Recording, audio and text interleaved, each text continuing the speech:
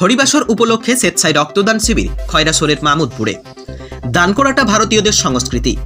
অন্নদান, বস্ত্রদান, ভূমিদান সহ নানানভাবে ভারতীয়রা দান করে থাকেন। আরেকটা দান রয়েছে যে দানটি একটা মুমূর্ষু রোগীর প্রাণ ফিরিয়ে দিতে পারে। সেই দানটি রক্তদান। রাজ্য জুড়ে চলছে রক্ত সংকট।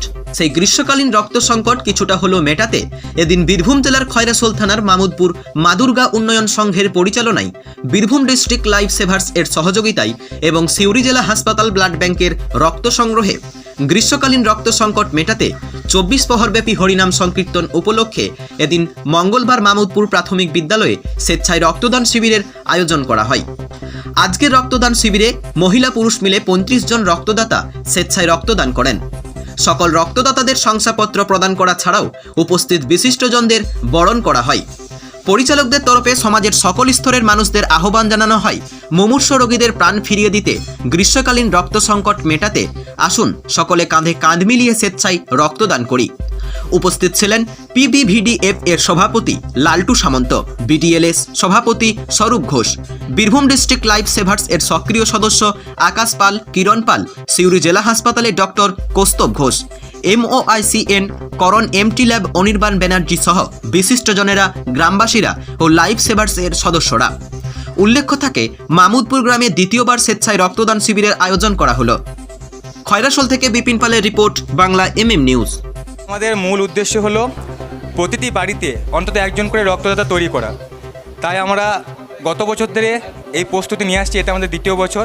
গ্রামে 24 প্রহর উপলক্ষে আমরা রক্তদান শিবির আয়োজন করেছি এবং আমরা সমাজে একটা বার্তা দিতে চাই, রক্তদান করতে কোনো টাইম লাগে না। যে কোনো অনুষ্ঠান হোক, শ্রাদ্ধ বাড়ি হোক, অন্নপ্রাশন হোক, এমনকি হরিনামও হোক, যে কোনো অনুষ্ঠানে কিন্তু রক্তদান করা যায়। শুধুমাত্র মানুষের সৎ ইচ্ছেটা প্রয়োজন।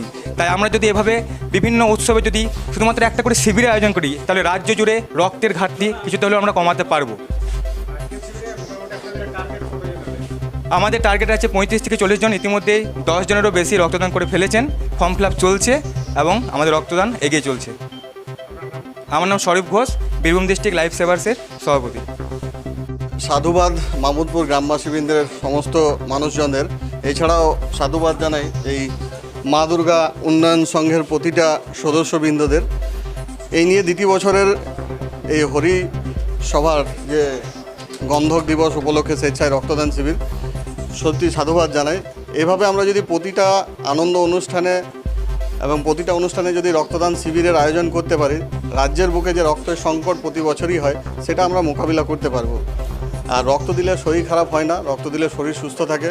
রক্তদানের ফলে একটা মুমূর্ষু মানুষদের জীবন রক্ষা হয়। তাই প্রতিটা মানুষকে রক্তদান করা উচিত। সমাজের উদ্দেশ্যে, বিশেষ করে অভিভাবক, প্রতিটা বাড়ির অভিভাবকদের উদ্দেশ্যে একটাই বার্তা। আমি দেখেছি অনেক বাবা মাই কিন্তু ছেলে মেয়েদের রক্তদানে করতে বাধা দেন। তো সেই সমস্ত বাবা মাদের কাছে অনুরোধ যে আপনারা 18 থেকে 65 বছরের যে কোনো মানুষ স্বেচ্ছায় রক্তদান করতে পারেন, ন্যূনতম 45 কেজি ওজনের।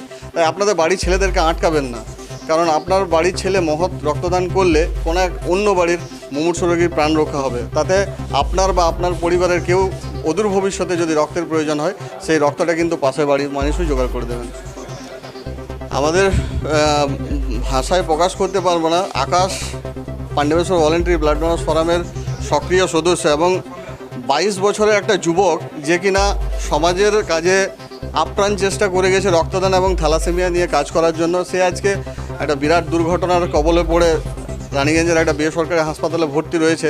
সত্যি আমরা দুঃখিত এবং তার পরিবারের পাশে রয়েছি, আকাশের পাশে রয়েছি। শুধু আমরাই নয়, সমাজের অগণিত মানুষ কিন্তু আকাশের এই লড়াইয়ে সামিল হয়েছে।